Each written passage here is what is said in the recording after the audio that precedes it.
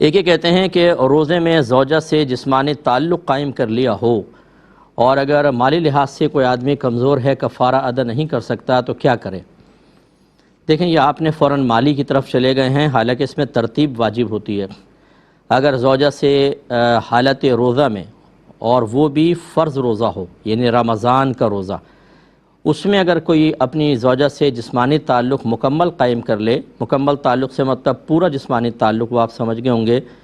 تو پھر اس پہ بالترتیب کفارہ لازم ہوتا ہے کہ پہلے ایک غلام آزاد کرنا جس کا دور نہیں،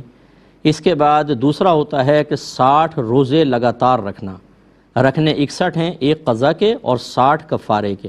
اور یہ لگاتار بھی ایسے رکھنے ہوتے ہیں کہ اگر 59 رکھ لیے اور کسی وجہ سے ایک روزہ نہ رکھ سکے، رہ گیا، دوبارہ گنتی سٹارٹ ہو جائے گی۔ ہاں، اس پر بھی اگر کوئی قدرت نہیں رکھتا، جیسے بیمار ہو گیا، شوگر پیشنٹ ہے، یا اور کوئی اس کے پاس شرعی عذر موجود ہے، پھر آتے ہیں مال کی طرف کہ ہر روزے کے بدلے میں کم از کم ایک صدقہ فطر کی مقدار دینی ہوگی، یعنی 60 صدقہ فطر کی مقدار آپ کو دیں گے تو ایک روزے کا کفارہ ادا ہوگا۔ لیکن بس یہ ذہن میں رکھیے گا، ایک تو یہ کہ ترتیب، دوسری بات یہ کہ یہ کفارہ اس وقت لازم ہوتا ہے کہ جب رمضان کا ادا روزہ کر رہے ہوں آپ، یعنی رمضان کا مہینہ چل رہا ہے، ادا روزہ تھا تب۔ اگر رمضان کا ہی قضا روزہ رکھ رہے ہوں، اس میں ایسا ہو جائے تو گناہ ضرور ہے، قضا ضرور ہے، کفارہ نہیں۔ ایسے نفلی روزوں کے اندر ہو جائے تو صرف قضا ہوتی ہے، اس میں کفارہ نہیں ہوتا۔ یہ بس تھوڑی سی بات ذہن میں آپ رکھیں۔ ایک کسی نے پوچھا تھا کہ ایک خاتون،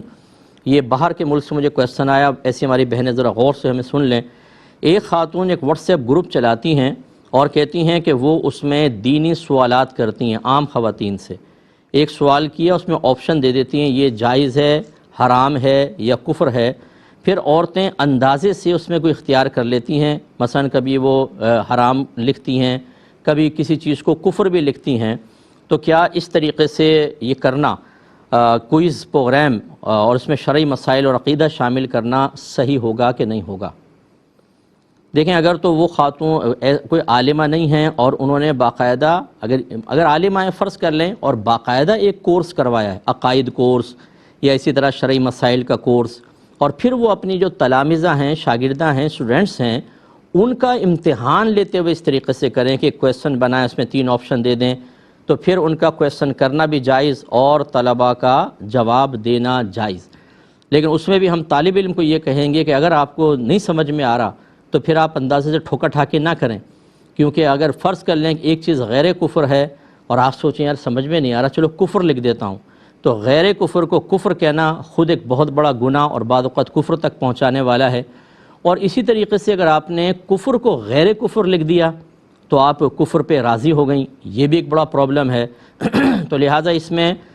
ٹیچر کا ڈالنا اور کویسچن کرنا تو جائز، لیکن اسٹوڈنٹ کو جب تک نہیں آتا ہو وہ اس کا جواب نہیں دے گا۔ لیکن اگر ایسا نہیں ہے، یہ چاہے عالمہ ہوں اب غیر عالمہ ہوں، اگر عام عورتوں کو بغیر ان کی تربیت کیے، بغیر مسائل سکھائے اس طریقے سے آپشن دیتی ہیں، تو یاد رکھیں کہ یہ خاتون شدید خطرے میں ہیں۔ اور جتنے انہوں نے دین سکھانے کے نام پر نادانی میں، غلطی سے، کم علمی کی وجہ سے عورتوں کو آزمائش میں ڈالا، ان کے ایمان بھی خطرے میں ہیں، کیونکہ وہی بات جیسے ہے کہ یہ لکھ دیں گی وہاں پر، وہ غیر کفر کو کفر لکھ رہی ہوں گی، حرام کو حلال، حلال کو حرام کہہ رہی ہوں گی، اور یہ اندازے سے ٹھوکا ٹھاکے نہیں چلتی۔ اچھا، اب آپ کہیں گے یہ کسی کو ہم جواب تو دے نہیں رہے، بھائی جواب تو نہیں دے رہے، لیکن یہ سکھانے کا طریقہ بھی نہیں ہے۔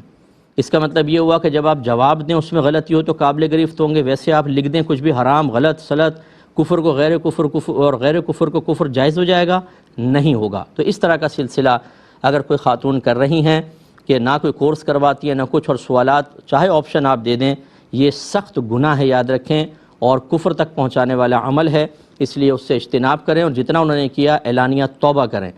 کہ میں نے یہ غلط کیا، میں توبہ کرتی ہوں، اور تمام خواتین کو بھی چاہیے کہ وہ آئندہ اس میں احتیاط کریں۔ یہ کہتے ہیں کہ اگر ایک خاتون بیوی ہے